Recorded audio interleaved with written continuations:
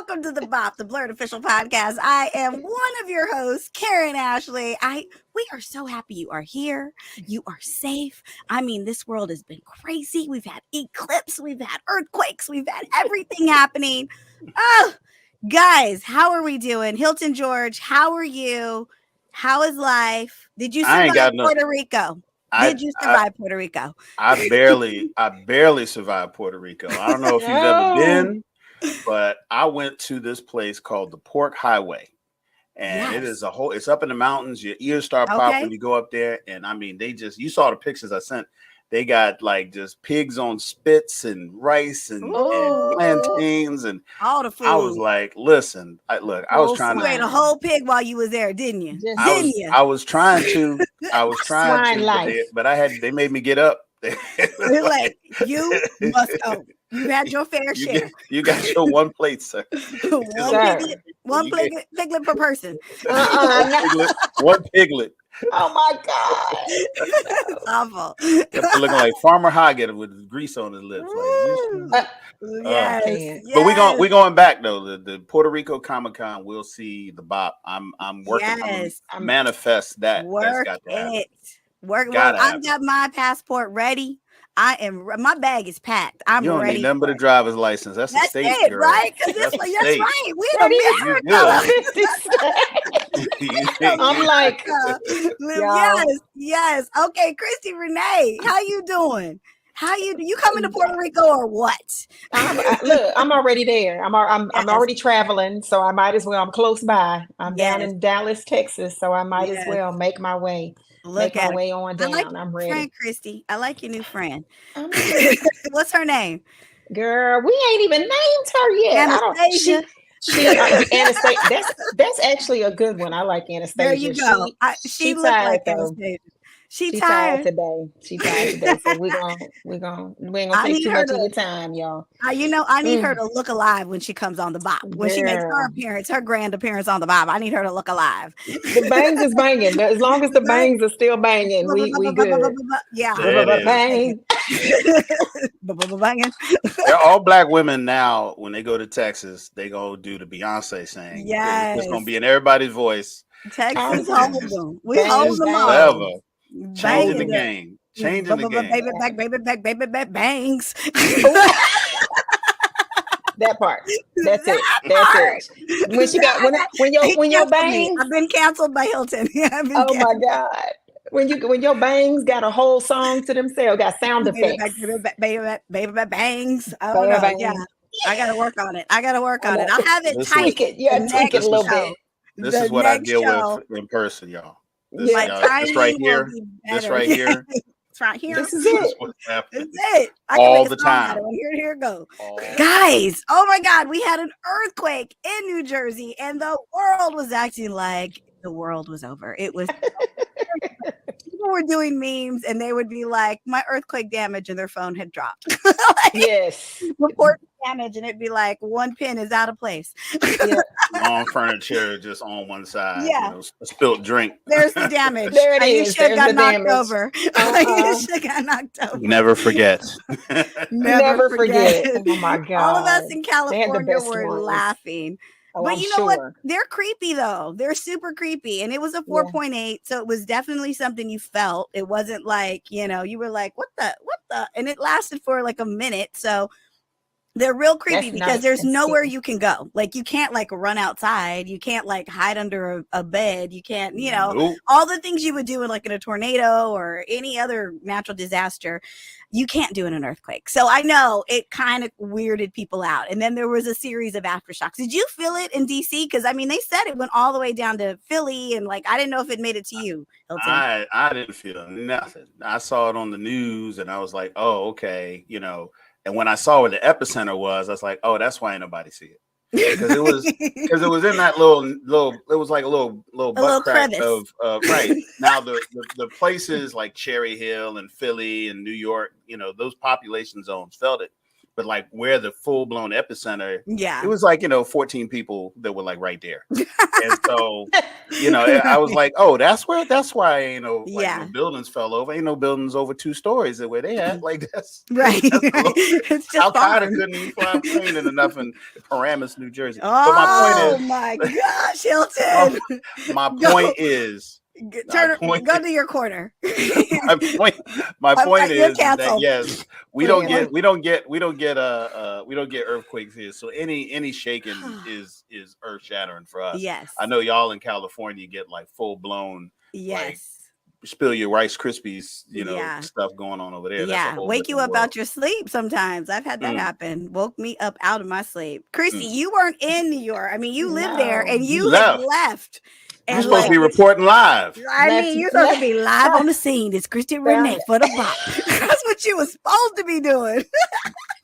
Child, listen, I woke up the next day, I got here, and then the next day is when it happened, the next morning, and I'm like immediately, well, first, it's crazy when the first thing you see are the memes, right? So I'm like, wait, what happened? So I'm naturally going Google, earthquake, and it was like, okay, trusted sources, there it is. I call my child who is still there. Kevin is there with Sebastian. I forgot my oldest child is also there. Not about the boy, just the girl. See, she got favorites. She has favorites. It's now documented on the BOP. It just depends on what day y'all it is. Can get in touch with us. We will send aid. send thoughts and prayers. Yes. Thoughts and prayers to you boys. The 2 boys. She was like, I thought it was the construction across the street. I was like, well, what kind of They just building a house. It can't like move all the ground. She was like, yeah, I just didn't realize it. But yes, I felt something significant. She was like, I was reading. I was just in my zone with my headphones on, and I was like, oh, okay. Same way she was with, everything else on yesterday. It's different on the East Coast. I've been in one earthquake in Maryland. This was like 10 years ago. And it was the plates were rubbing up against one another. So it was like this vibration. But I know you guys in California, I've actually been in small quakes with y'all. Yeah. It's different. It's like a swaying. It's like you feel like somebody's doing this. Stuff moving. Yeah. And that's the scary stuff. Wait a minute. Like we've got shelves. We've got shelves like drilled into the wall because it will sway, I just feel like the ground should never move. Like, remember the scene from Fresh Prince of Bel-Air when there was an earthquake and they got stuck in that round? I am him. The ground ain't supposed to move at all. Like, that's the only stable thing. You said it when we opened up. Like, it's so crazy to know you can't go anywhere unless you jump on a hoverboard and you can just hover above the madness. But we can't do that. You can't escape it. You can't go anywhere. That's literally the rock that we stand upon. And that's the creepy part, It's but so thankfully it was nothing major. I just need to know, did you guys even watch the eclipse yesterday? I mean, was I the only person who could care less? I was literally in the airport and like these women were like, let's run to the window and see. And I was like, I don't want to lose my seat. I just was like, I was in the American Airlines lounge and I did not want to lose my seat because I had a plug, right? I was like set up. No, I don't care. Like people were going all out. I know people, educated, very like they bought plane tickets and hotels and went somewhere to see it. So it was shocking to me that anyone would plan a vacation around this. No. Well, I'm in Dallas and they said 1 million people have shown up just for because Dallas was one of those 4 positioned cities, I guess, in the US that you could catch the best, optics. And is that why you went there, Christy? Is that why? You just keep she had a Rice Krispie box. I did. I got glasses and everything. Is that why your eye looked like it's a little burnt? A little bit. How many fingers am I holding up? How many fingers? Follow my finger, but don't move your head. Follow my finger. Like the middle one. This one. That's all I see. I know. Hilton already messed up the show at the top of the hour, so whatever. I ain't even. I'm go no lower. It really can't go no lower. Don't challenge him. It could go lower, but we won't. All I'm saying is, all I'm saying is, yes, I wasn't interested in watching the son do blackface for 5 minutes. Oh God. I'll let Billy D. Williams handle that. Billy throw the towel in. I'm just throwing the towel in. I don't want no parts. I didn't want to see. I don't want no parts. Guys, like, did you hear about the quote? Did you hear about Billy D yesterday and his whole like, he doesn't care if actors do blackface, and he was just like, people should be able to do what they want to do. I'm just like, wait, go back. I'm sorry. Please start from the beginning. This happened like 2 hours ago. You didn't. Yeah. I have no. Yeah. Well, he was getting interviewed somewhere, and they asked, somehow it came up in the conversation, and he basically tried to justify white actors doing blackface. And he was like, when they did Laurence Olivier and blah, blah, blah, or something, like he brought up something really old and was like, that was a work of art, and I don't care. It's funny and blah, blah, blah. And I'm just like, but I mean, he's old, guys. Like, I mean, he's like near 80. Like, maybe he's losing it. I'm just going to chalk it up to old age, because I just can't imagine Billy D and like the barriers he had to break as a black man, black actor. Like he was doing movies. He was acclaimed by the culture, the community. And now you're like, come on, Billy D, we need you to just. Somewhere there's a misquote. It's got to, somebody missed it wasn't a misquote. Punctuation. No, it was him. Like it was like, it was like, he said it.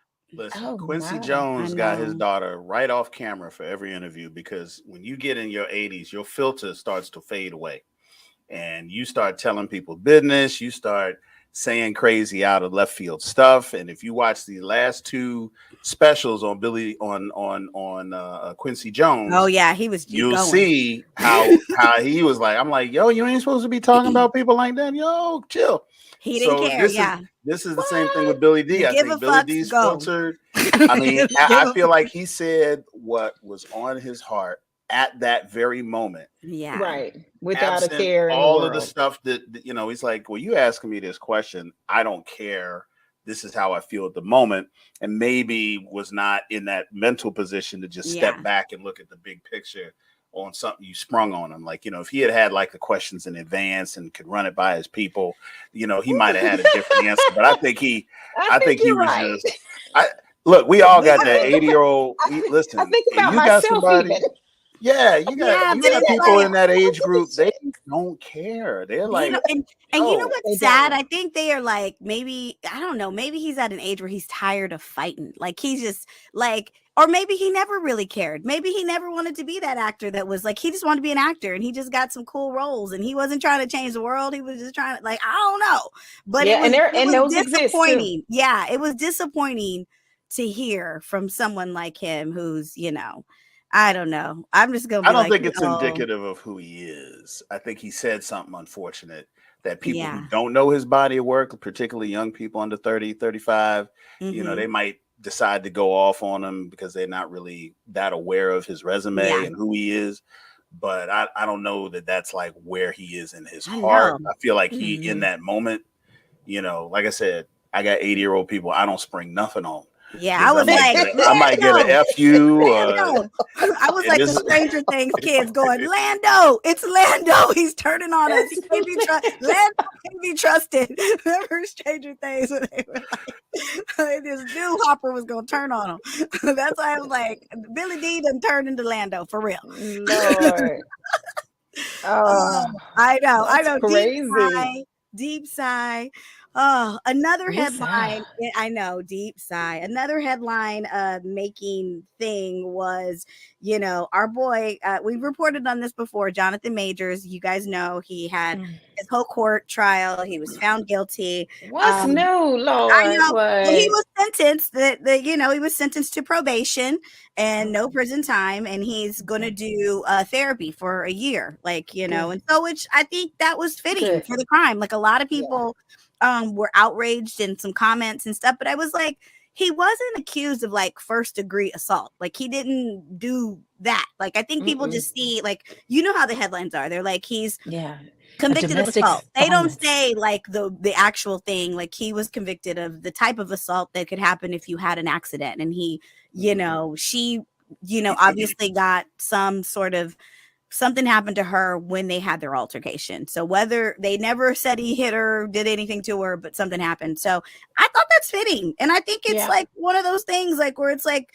you know, he's going to domestic violence programming. So it's like, that might be something that could be good for him. Anger management might be a good thing for this because he obviously has some things like he's highly, you know, excitable. Unresolved. A lot of people have complained about him. Unhealed.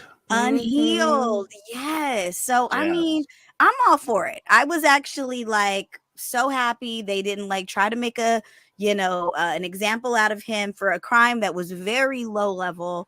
Not excusing it. I'm just saying, you know, this is what it was, and the time fit the crime, right? Like it was like it all made sense. So this brother's paid the price in any calculation. I mean, I think this brother's whole career has been stripped from him. He is the most toxic hot potato name in Hollywood, persona non grata for real, coming from the highest height you can find. And I mean, not even like contextually speaking, outside of context. This brother 2 years ago was teed up at the highest height you could put an actor in career to this. Yeah. You're like, okay, what, I mean, a year in prison, what's that going to do, you know, that hasn't already been done? This brother's pocket's been hit. His career, his name, you know, and you're right. I was happy because if it had not been mandated, he might not have done it. Right. Now, my question is now that he done slid by and not gotten no prison time and has gotten the outcome that he's hoped for from a PR perspective, he's where he need to be. When they breaking up?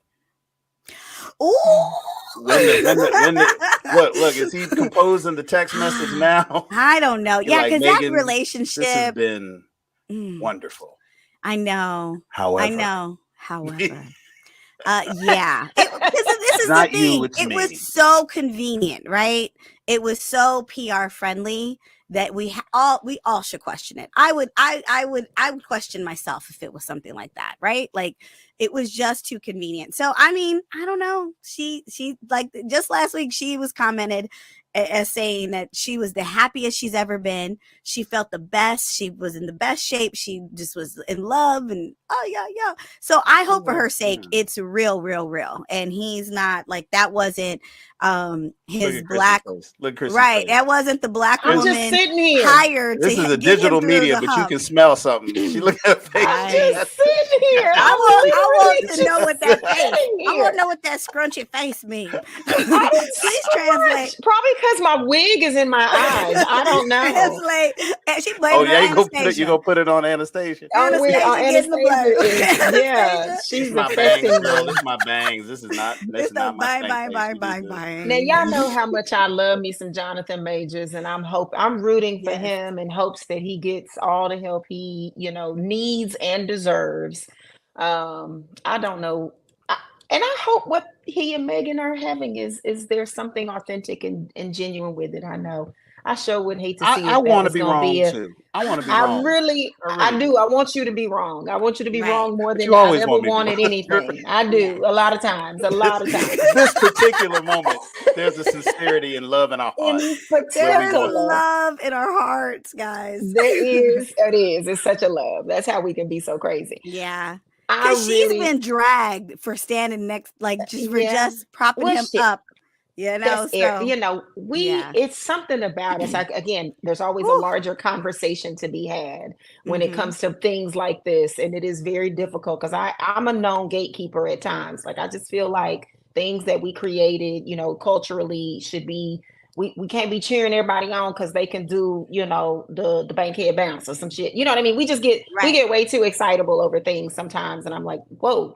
This is one of those in relationships and in this story, because we've seen when it's most commonly when an actor or an entertainer of melanated culture gets into trouble. Yes, it is typically at the and it's over publicized and overly judged. It is that counterpart is on the flip side of the melanated culture. Does anybody follow? Is anybody picking up what I'm putting down?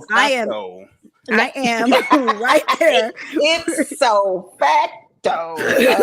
Jeez. I understand the words that's coming out your mouth. On my face, honey. Listen, I just think I hope for his sake that they are having something really real and genuine, and he is learning how to compare and contrast his experiences with people in that dynamic, and what that means, what it looks like, what it looks like when it's good and happy and fruitful and plenty, and what it looks like when it ain't, on the dark side of that, and just be able to see, because if they have a falling out, I can't imagine it going to a certain extent, because that's not the. Anyway, I digress. Y'all know what I'm saying. Yeah, no, I mean, I've met Megan and she's lovely. So I pray that all of this is out of love for Megan. Like we start with protect her at all costs. We know Jonathan's gonna be okay with Jonathan. It's Megan that we're like, okay, please don't be the Stepford wife in this scenario. Right.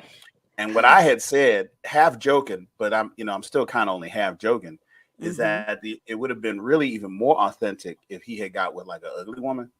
I feel like people would have been like, okay, that's real love. She had his back, like somebody who was maybe in his circle, like his stylist, makeup artist or something. But Megan Good is like one of the top 5 baddest sisters to ever cross the screen in the last 20 years, right? No question. So we all automatically are kind of like, we're already on our heels and kind of like, wait a minute now, don't mess this up. Now this is the Making Good.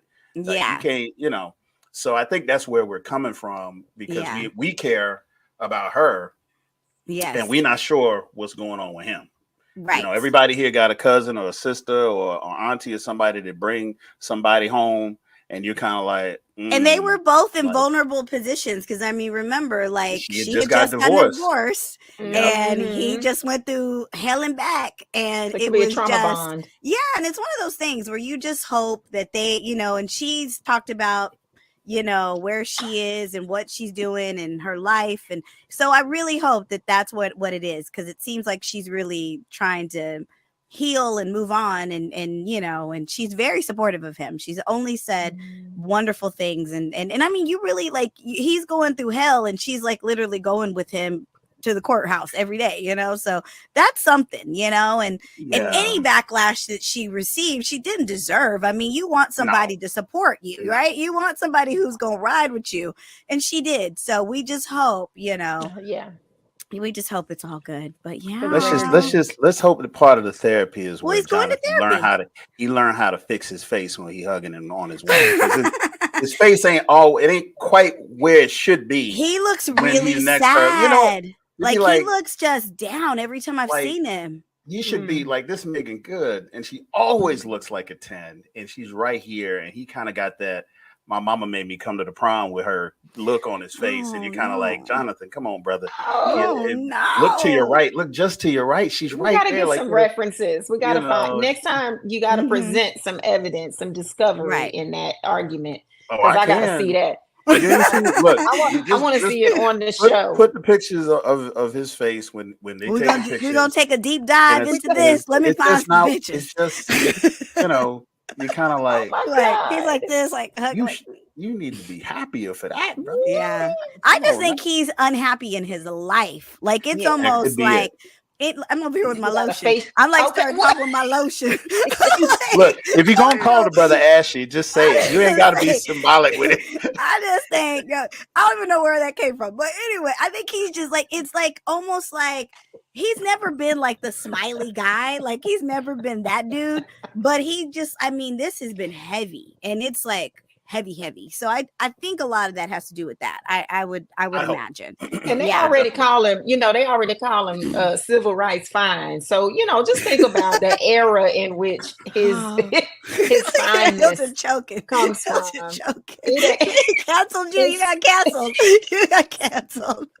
He just has a strained face. His emotions are strained, and maybe that's all it is. Well, that intensity that we loved on screen was really like for real.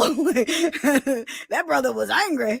Oh, but on to bigger, better lighter things, our assignment was to watch the latest Ghostbusters Frozen Empire, and we all went. Hilton, he's got a whole baby, guys. Like, this puppy is a whole baby. Like, he had to like get a sitter just to go to the theater. Like, this is like, Hilton, I am proud of you. You have really taken this on. I've become such a dog dad. I had to stop myself. I was thinking, like, do they have movie theaters for dogs? And I'm like, oh my God. No, it's like the one thing no dog could do is sit through a movie. And I'm sitting there thinking, like, no, shut up. That's stupid. I got to get this dog to somebody who can feed it and take it out. She can't be at home, like, at all. Like, she's still at that stage. Well, okay. All right. So, because you're the second person to burn me about that today. Because I'm like, you ain't got burned yet. I'm coming. Right. I ain't even, I'm just revving up because I'm about to tackle this. Yes. All right. So I don't know if anybody out there in BOP land is a dog owner. And I'm talking not like a dog that you inherited, but like a dog you've had since 9 weeks and you're like the only human that's ever fed him, that kind of thing. But that's what I got. And my dog is in love with me. My dog goes to sleep looking at me like this. That kind of thing, like really, like creepy stalker love. If it wasn't a dog or a human, you'd be like, we need to chill. It's everything you've ever wanted and needed, isn't it? So yes, she is totally fine being crated. She's totally crate trained. I've got a fenced in yard, a whole 9 yards. But the problem is that I'm gonna be gone for 4 hours, and that's gonna overlap a meal she's gonna miss. That's gonna overlap. How much does this dog eat? Overlap a meal? Three times a day. She's growing 2 pounds a week. She's 36 pounds. She was 28 pounds last month. Are you creating? She's a Rottweiler. She's gonna be 125 pounds before she stopped growing. So she, so missing a meal. She by the way, is not huge 150. Feeding her like that. Yeah, that's crazy. I just felt like because my sitter is maybe 0.5 miles from where the movie theater is. I was like, I can just go ahead, drop her off. This is the most un-black parent. I'm not that guy. Caucasian right now with your dog loving. This is mighty white of you, Hilton. This is a black-owned sitter. It's called Puppy Love. A black woman owns it, and she's got this amazing setup. We're talking about you. I know. We're talking about you. We're talking about you, not the dog sitter. So what we gonna do when the edit comes out, because this is live for us. When the edit comes out, BOP community, we're gonna put some pictures of my dog Nala up, and you can see this dog is the most gorgeous dog that has ever been born. For sure. And I'm bringing some of Sebastian, because we're not gonna sit here. We need some Sebastian. Close-ups. I'm telling you. Close-up. Zoom in on the close-up of Sebastian right now. This is the closest I as a man can come to having a daughter that is a 10, and everybody want to come up and talk to and pet her and call her perfect and play with her. I really cannot right now. Hilton, and I'm just sitting there like, this is gone. Sunken place. This is like sunken place. What am I going to do? Christi, please break him down. I mean, Christi had a dog that was like as big as a horse. I had 3 of them. Yeah, I'm telling you now, like, that is the craziest thing that I think I hear people when they say, "Oh, the sitter," and I'm like, "When did you have a kid?" And of course, they're talking about their pets. Now, I love my pet. My dog, my kids' dogs, which are my grandbabies, my grandpuppies. They call me Mimi. I'm their Mimi. Because my children don't have children, they have their dogs. So I'm in it. I'm here on blackpeoplepets.com. That's me. Yeah. My kids, they got wardrobes, we got toothbrushes. Oh yeah. Sebastian got a whole wardrobe. His winter where he got shoes he got to put on to go outside. But who is never who's not getting a babysitter for my dog? Like, I'm going to a movie, that baby gonna be in the kennel. And you're gonna eat when I get back.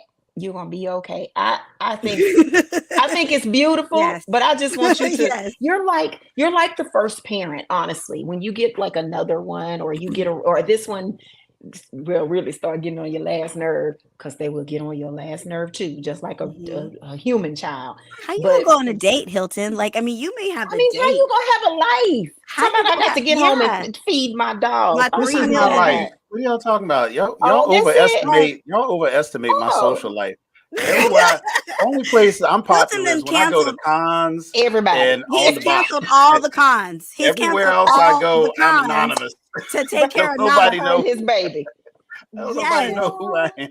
Yeah, outside of, first of all, BOP family. What y'all don't know is we only see each other at cons. So at cons, we all got our level. Canceled. But we never at like some casual place, like at somebody's house type stuff. We all we are in that con space, and that's just where my social life is. Just so happens to be. I woke up one day and that's how it was. Well, listen, we will let you make it. Yes, I applaud you because you love that baby, and I think that's beautiful, and we need more of that. He tries to distract us too with Nala. He's using her as a weapon, and he won't do his homework, and he'll be like putting Nala pictures in there and be like, "Look at her." But it works. But my that's the headline. I told him like he's distracting you, Christi. It works. He's distracting you. It didn't work on me. I got caught up. I will just got caught up. I did not. I'm not a dog owner, so I will say, just like with Jonathan Majors, the true test of my character as a dog owner is when I get an ugly dog. When I get an ugly dog, there won't be cannot be used to get me out of my deficits as part of the box. Somebody get him out the box. That's when people will see. Dana, get Hilton off of the screen. Get your belt, Dana. When I get my ugly dog, Hilton, I can't. Excuse me, HR just called me. They said you're on probation for lies, Hilton. She took you off the screen. That's a great. She is the great. That's a warning shot. That was a warning shot. Pop, pop. That's a warning. Warning. That's a warning shot. Dana said, "Don't play me. Don't play me, Hilton." She got powers back there. So I gotta get Nala on the BOP. Either, I gotta get Nala on the BOP next go round. So y'all can see the power this dog has over the human soul. Oh my goodness. Oh, so back to the homework. What did we do? What was we talking We saw Ghostbusters Frozen Empire.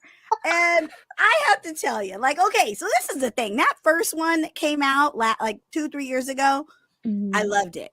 I was just it was like a surprise because we had seen the one with the women. I actually liked the one with the women, but that last one was so good. The storyline was fitting. It was sentimental. The family was related to Spangler. It was just this whole thing. Sequel. Yeah, it was totally a good sequel, and it brought in the other actors. It was just everything it needed to be. And then we got Ghostbusters Frozen Empire. I don't know if you guys liked it. I thought it was okay. I loved it. I thought it was okay.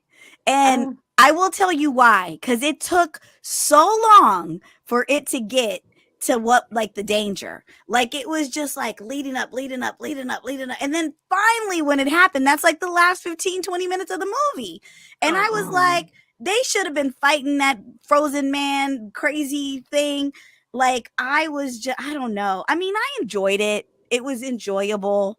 I had like I told you guys, we were at Indiana Comic-Con and we had some friends that worked at the theater, and so they were like, we got a whole private screening for you guys, and I invited everybody I could invite to come see it. So we literally were in there by ourselves, and I just walked out going I don't know. I felt like the jokes were forced at times. I felt like the sentimental things were. I mean, there were some things I liked. I mean, and I don't know. I'm going to say this on Ghostbusters Frozen Empire. I'm going to say this. I agree with everything that you just said, that it definitely had some structural problems. It had some pacing problems. But that didn't hurt the movie for me. Yes, everything you said, I do believe that the big bad was overblown and the crescendo of the fight was totally out of context, because everybody in the movie was fighting different battles and having these different plot, devices to navigate. where this person wasn't Vigo. This wasn't Zool.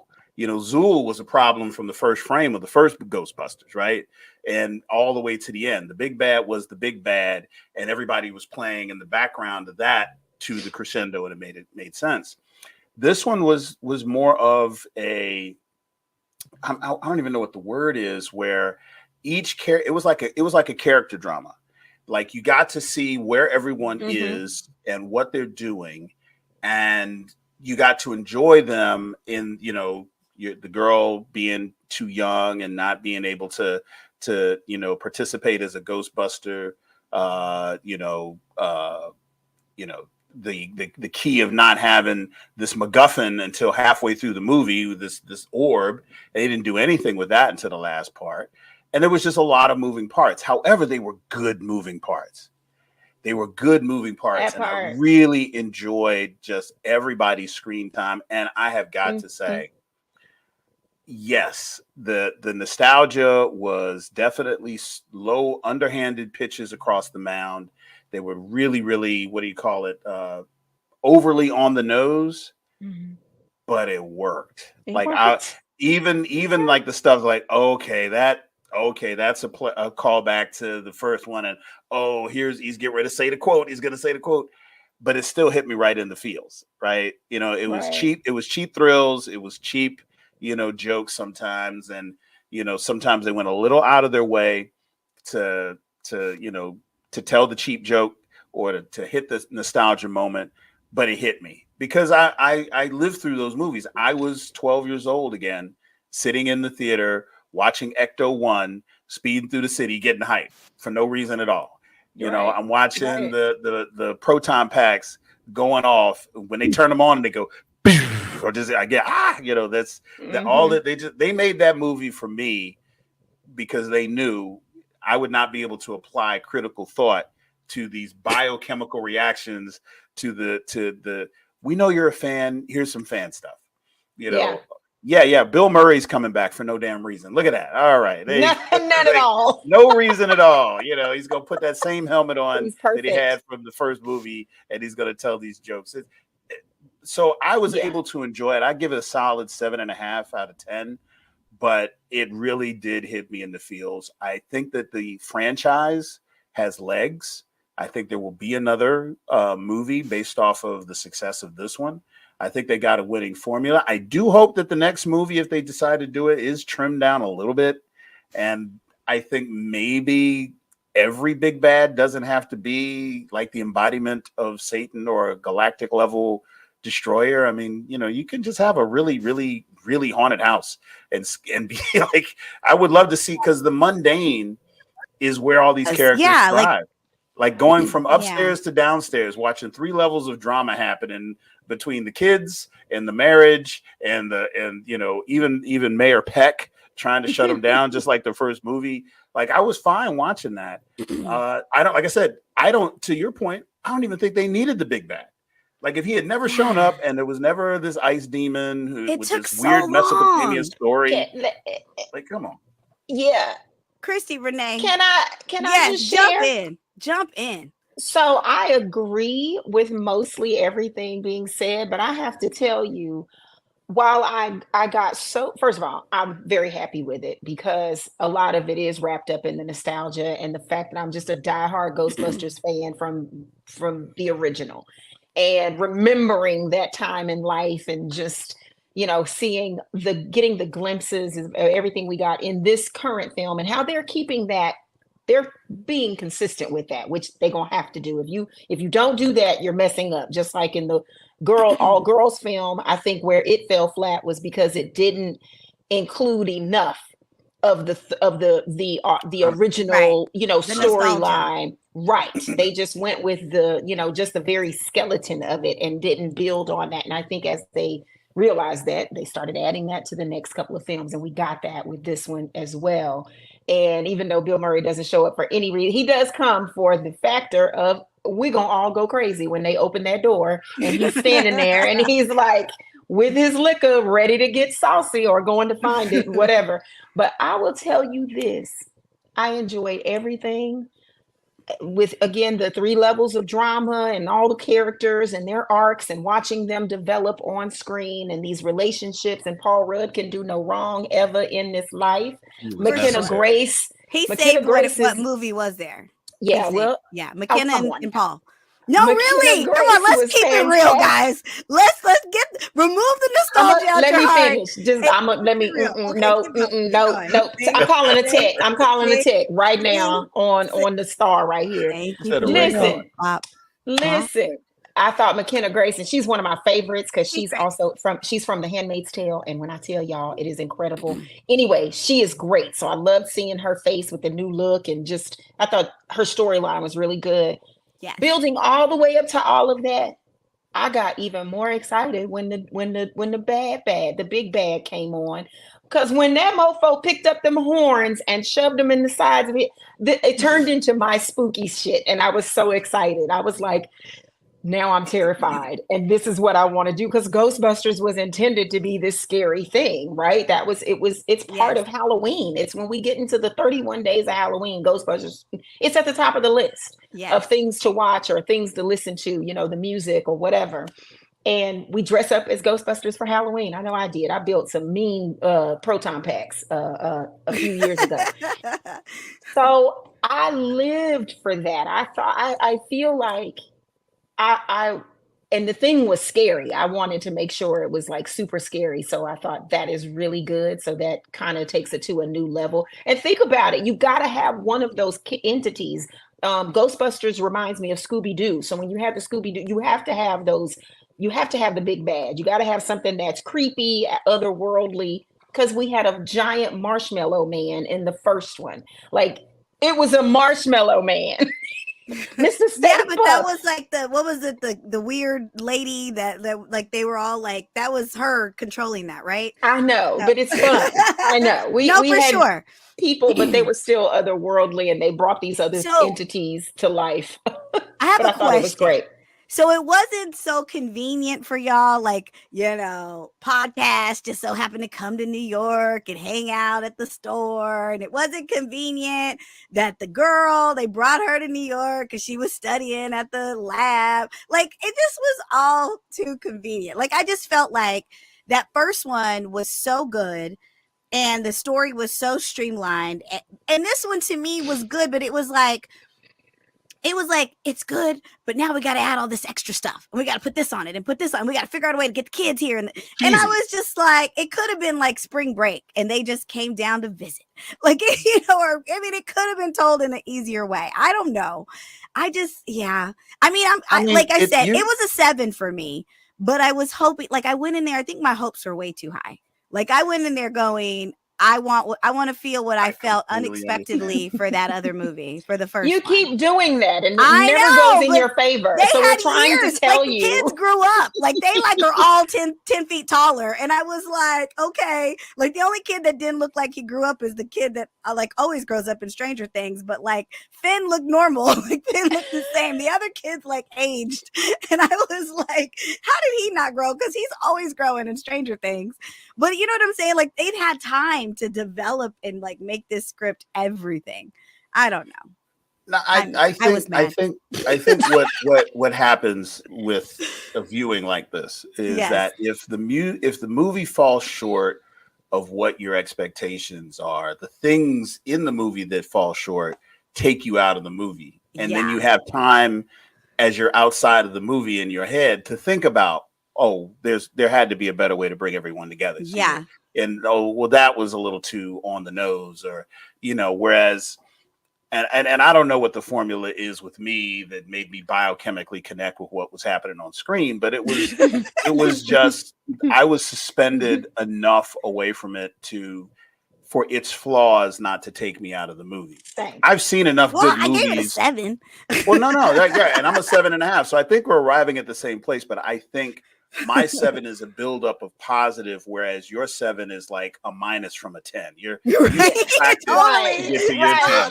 Like you subtracted to get to your 10. I added to get to my 7, right? So it's like it's very interesting. And that's unfortunate because, like I said, a movie like this, and only a movie from this franchise, should have the license to be as cheesy and as on the nose as they are.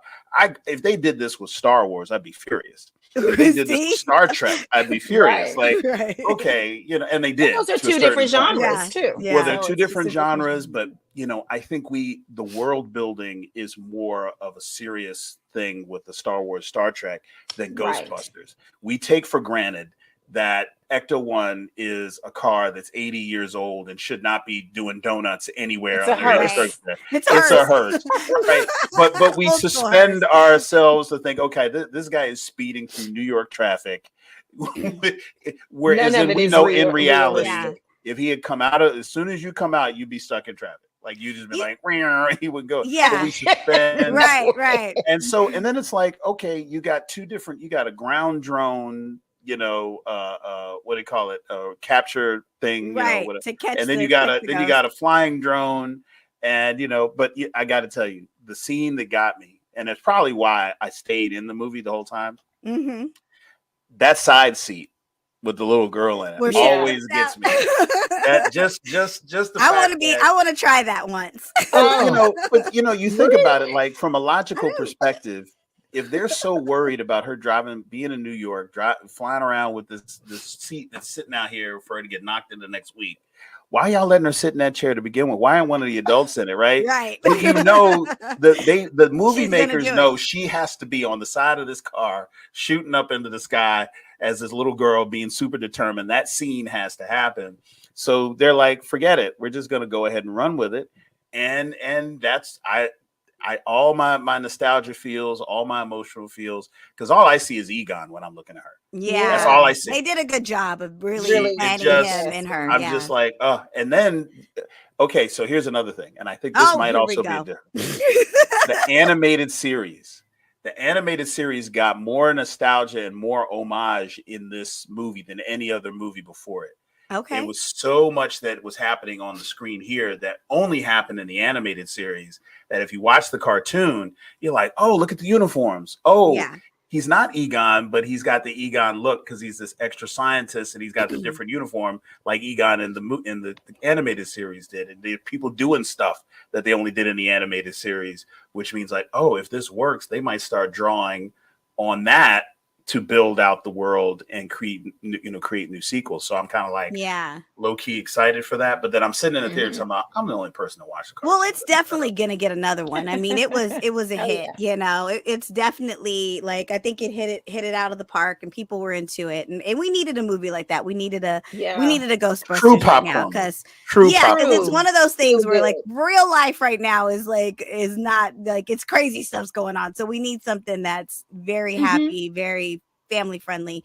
I don't know. I guess because like that first movie, it just made like, it was really like the two storylines that were going on were the mom and the daughter. Like the mom feeling like she had been abandoned, you know, and they go to just clean out the house and, you know, but then realizing, you know, the daughter realizing, no, you weren't abandoned. He was doing something greater and bigger and he was, you know, saving us. And then it all culminated to where the daughter helped her mother understand her father. And even the daughter, like she never really realized why she was so weird and why she didn't fit in and why she couldn't tell a joke, you know, and but she was his granddaughter. Like she had gotten all of that smart and all that science and all that love of what he loved in her. So for this one, it was just like, I think like, I'd still believe like, you know, they were still trying to play on the daughter, trying to find herself and, you know, having the one thing that she finally loved, which was being a Ghostbuster, almost taken away.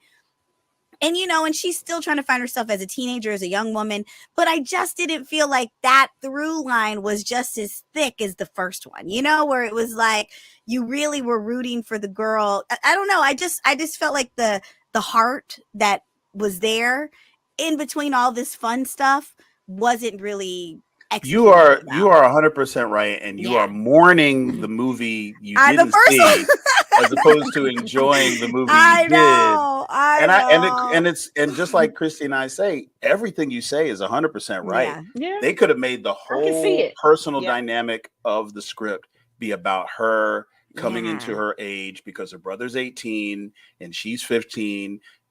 The mayor done told her she can't be a Ghostbuster. I mean, there's your plot right there. Like you could have run that to the ground. Yeah. And the British have a term that I apply to stuff like this. It's called too cute by half. And this movie was feeling itself. And I think somebody in the editing room was just like, yeah, let's bring in 4 more actors than need to be in this movie. We need some more names. Like, yeah, the guy Peck, like I'm sitting there like, is he? I didn't even know he was alive still until he was. Yeah. I was like, oh, that guy isn't dead. Like, right. How's he still running the city? How's he still the mayor? Where's that story? I want to hear the last time we saw him. He got buried in liquid marshmallow. Yeah. The last time we saw him. Yeah. And then he made it to mayor. And I'm like, I would have liked to have seen that story, like some weird Donald Trumpy arc, you know, like they could have really run with that. Rick Moranis back. I thought he was going to be in it. I was like, the way they going. Gosh. He's got to be in it. He's got to be in the third one, or I'm boycotting. Yeah. He has an incredible story too. But this was that would be great for them to bring him back. I want him back in there. Yeah. Well, one thing I will say that I have to give a shout out to, whether I love the movie or not, I got to shout out Mr. Ernie Hudson, who is 78 years old, looking like a whole snack. Like, can we just talk about he looking like 48. Like, I was like, Ernie, like, I see Ernie all the time at Dana, cons. do you want to log me out for this segment? I really don't have a whole lot to contribute. You go stay. Celebrate your brethren. Yes, you go stay. And so, but this is the thing. I see him all the time. I have never known that he was 78 years old. I thought Ernie was, I don't know how old he was, but I didn't think he was 78. Like, I mean, come on. Yeah, we need to look. Yes, he is. I think he is. Okay. I'm not sure. Yeah, I know he got kids because I've seen him. Got children. And his son manages his appearances. He's there with him. Yeah. So I've met them, and you're right. The brother's spry. And he looked like he'd kick a couple brothers in the butt. You know. Yeah. I'm gonna put in my request. I'm gonna put in my, everybody was requesting, Chadwick Boseman. Everybody was requesting I'm gonna put my request in. No, but Ernie's actually really nice, really kind, very down to earth. I mean, he hugs and shakes every hand to every fan. He's a wonderful, wonderful person. But and if you don't know this, floored. I just want to say, if you guys, the fans out here in Bopland, don't know this, there is a huge fandom community for Ghostbusters. Almost what you would see with Star Wars and the 501st. I mean, there are Ghostbusters stationed in I think every state show. At least. Yes. But they've got they all have their version of the Ecto-1. The proton packs are not to be played with. Yeah.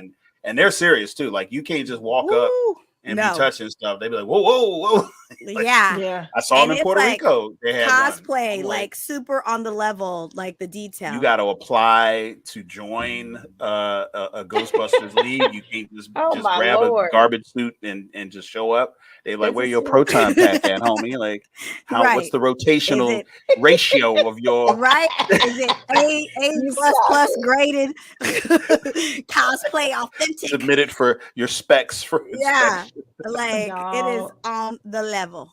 Chrissy, I'm sure them proton packs you made your kids, they would, I made that when I was working in HR, honey, in corporate, and that was for grown people parties. Me and my HR give her a glue gun, I'm telling you. Yeah, it was, and I want to say it must have been the year, it was 2016. So it must have been the year when the Girls movie came out. Or somewhere around there. But shoot now. Yeah, it was It y'all ain't got to listen to me because y'all know Bustin' makes me feel good. Even if I still gave it a 7. It was the best line in the movie. Bustin' makes me feel good. That was so, again, it's the little things to me that make the big things. So Hilton, I can understand how you did that math of showing, you worked your way up to give it the 7.5. And then we go in, because I too will go in with that 10 and be like, then we'll just start deducting as we go. Which is probably where I probably arrive at my 8 out of 10. So I'm gonna have that higher score. But they can't, if they stay true to the original brand and the fact that has, because none of those movies were ever bad. Right. So think about all of the movies. All degrees. Very entertaining.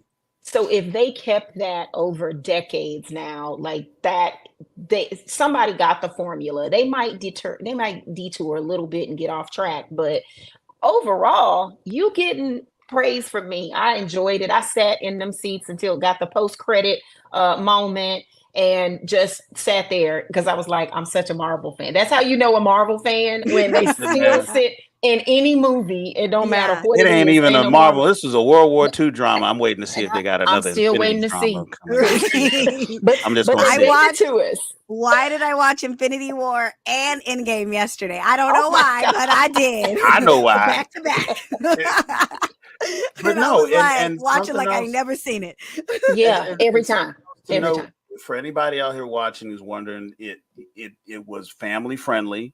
Yes. And it was scary because I think the trailer actually was a little scarier than the movie.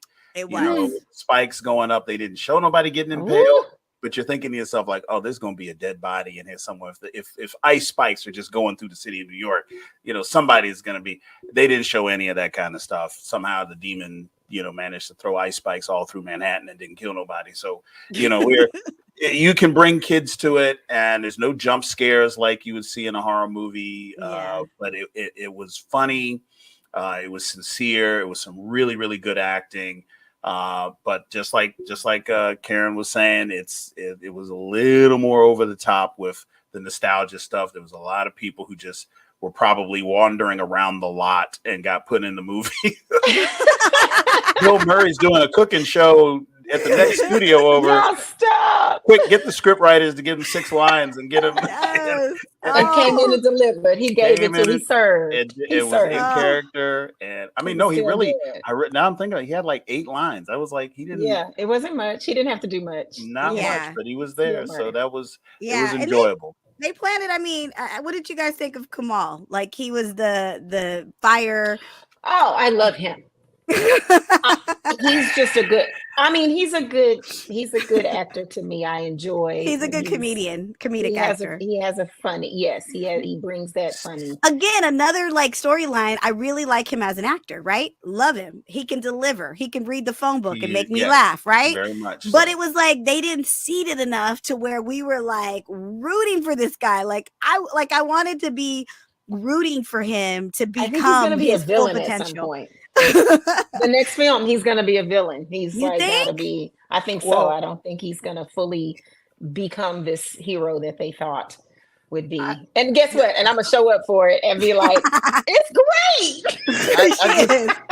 He can do no wrong. They didn't give him any kind of arc. They didn't give him any kind of background. He's just like Bill Murray. Shows up. He's kind of like they throw this backstory at him. He's totally unnecessary. But I mean, I was glad he was there. He was good to watch. He's as always. I love everything he does, even his drama. I loved him in Eternals. I love all the stuff he does. Mm-hmm. But it's like I was kind of like, does he need to be here? Like this whole Fire Lord thing it's kind of like Avatar-y, Last Airbender-y thing going on. Yeah, like he's from the Fire Nation now. Is that what's happening? Strange. Is that what's going on? He keeps doing this, and I'm like, we're gonna open a portal, right? You're right, and you're right. I feel like the desperation showed itself in that role because they honestly could have made the Ghostbusters have to use fire and just say it's kind of like they're doing the opposite work of what a fire station is supposed to do that lives in they could have done it right and left out a whole new character with a whole new backstory and. But she upgraded the proton pack using the brass as a spiritual medium, which they had never done because they were always using copper, right? And I was like, oh, well, there's your side road right there. Like, she comes in with the upgraded proton pack and actually lands some blows. Like, okay, boom, we didn't need the firebender. Fire Lord Ozai don't need to be in this in the movie because she's got this. He did. That is like, that's true. And the other beef I had is like they got Finn Wolfhard. They got him in this movie, right? He is like one of the big. I can't even say his last name. Wolfhard. Yes. Finn Wolfhard. They got him in this movie. He's one of the biggest stars right now with Stranger Things, and he's like barely there. Like he's fighting the little green guy. Like I'm like, come on. But I'm gonna let it go. It's they still missed a 7. the mark on those. His entire arc was getting to drive Ecto-1. Getting to drive, like he finally, but he got to drive it the first time. Exactly. So even that wasn't even like he was driving the hell out of it. He drove in the country. They gave him his keys back, and that was like. He got driving privileges. I just got the message hot off the press. They was desperate. The strike had happened. They didn't know. They need them to use this kid. This kid is like one of the leading, like the best things that's happened to Stranger Things. And he should have been right there with his sister, helping her understand who she was, being her friend, something, anything. Like he could have been like figuring out that she's talking to a ghost and she's like playing it like on the edge. Like, there could have been a couple people that weren't in the movie that he could have did what they did and it'd have been better. I just thought of something. I think so. I agree. I really truly believe. I didn't mean to bring y'all down, but I mean, I just had to keep it real. I'm sorry, guys. Was the director's cut that we didn't ask for? That we didn't ask. If the editor had come in and chopped about 20 minutes of movie, meaning some of those characters that didn't and all of that. And then the DVD dropped, and then we got this movie. The bonus material, you obviously forgive bonus stuff because it wasn't in the movie, whatever. We've seen it with Lord of the Rings. You see it with all the other movies. Wakanda Forever. We saw every single movie. Yeah, the little brainy thing still got the little counter going on the bottom. We don't care, right? I'm like, we watched the movie where they just left everything in. Yeah. And if they had not left everything in, and it would have been a shorter movie, but it would have been less for the Karan Ashleys of the world to subtract. But they still, even if they took some of the stuff out, the Christies and Hiltons would have still built up to where we are. So maybe the editor should have been a little more choppy. Yeah, a little bit. Not pick as much off the floor. It's like a lot of movies. Honestly, that's why editors get paid so much. But it's like if you take out 10 to 15 minutes of unnecessary things, like where you're just like it's like you take forever to get to the plot, it would have moved faster. It would have been like we would have been where we needed to be. But I felt like we should have met that man. We should have met him like an hour in, and that last hour they should have been fighting for the death. And everybody should have been, life should have been, and life should have been, everybody's life should have been in peril. Like they might have been able to lose one of those kids, but then use that machine to get that kid's life back. Something. I mean, it could have been like where they would have been like, oh my gosh. And then she's like walking with the guilt of, I just killed my friend or whatever, but they're able to reverse it because they had this technology and whatever, He stayed in that ball till the last 10 minutes of the movie. I was like, is he ever going to get up out this ball? I was like, literally, I was like, when is it gonna start? No, I was thinking of Pinhead from Hellraiser. I'm like, Pinhead, if you just touch the Tesseract, Pinhead gonna pop out and that's your ass. That's like, it. That's it. They touching it, dropping it. They put every time they did something well, like, oh, he gonna come out now. He ain't come out. Oh, they gonna touch it. And that's you know what? That didn't happen. Like, the crazier part, as I said before, he was worth being seen for a whole hour. Like we should have gotten a lot more of him because I thought that they designed him very well. So that was the montage you're talking about, Christy, where they were telling the backstory of who he was, would have worked so much better as a live action throwback. Where they're like, okay, that like a real montage as opposed to like showing it in these little drawings. Like, because it was like, that sounds like an amazing story that if they had put some special effects, I would have loved to have seen this guy like destroy a whole Mesopotamian empire and take over South Asia. Like, give me 10 minutes of that. I like when they do that in good movies, though, but that means we've already seen and gotten a real huge, significant feel for that character that they're going to then flash back. Because I've loved when I've seen that in several movies. Nothing comes to mind right now for some. Harry Potter. Like when they throw back and they do that animated. So I love that, but it didn't work for this. Because just like we're saying, we didn't even get introduced. We didn't get to see him long enough to even go, well, wait, what's his story? And then see it in this animated, whatever reenactment style feel. So it didn't pull it together. Rings, how they went back to the battle where Sauron shows up on the field. Like we don't get to really meet him. We don't see him in his face. Right. But you get to see the scale and the imposition so that like, the shit moment that characterizes that name carries over 3 movies until you do see him. Well, and then you're like, okay. Well, what about this? Like, imagine like the grandma would have still been alive, like, but old, like real old, right? And then the crazy grandson goes and sells that artifact, and then she's like, you better get it back, you don't understand what you did. And like, like where she's like, I met him, and it would have been one of those things like why she was they didn't give us any of that. So that's why I think I didn't care about the villain. I wasn't like, I don't know. It just, I don't know. I wanted it to be so much better, but it's still entertaining. You got it. Look, you got his 3 points deducted. 7 is out of 10 is still a passing grade. Yes. You still graduate with it. It wasn't like Love and Thunder where I was like, what the heck is that? Like, I was mad at that. I'm still mad at that movie. I literally was going to watch it again because I was like, maybe I was too harsh. It's the same movie. Yeah, and I was like, just like Black Adam was the same movie. Yeah, or like, I just saw there was a new Aquaman, and I didn't even know there was a new Aquaman, and it was awful. Yeah. Guys, I literally missed all of it. I didn't even know. I was just on HBO Max with nothing to do and was like, there's a new Aquaman. Remember, I got in the chat. We have like a group chat, and I was like, what is this? And Hilton was like, the death of DC. And I was like, oh, yeah. Again. Basically.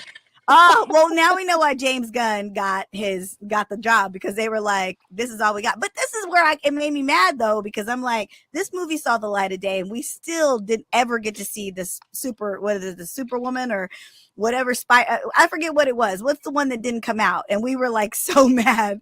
Like, DC shot the whole film and then just canned it. And we're like, Supergirl or Catwoman or Catwoman. That woman was it was or Batgirl. Sorry, Batgirl. Yes, it didn't even get to see the light of day. And I said, and this saw the light of day, like this. So, anywho, well, guys, that's the end of our show. It can't be. We just got here. It is. I know. It goes so fast. It's so much fun when you're having fun. But, guys, we love you. We mean it. It's the BOP, the BLERD official podcast. Tune in every Tuesday. We can't wait to see you. We love you. We mean it. Bye.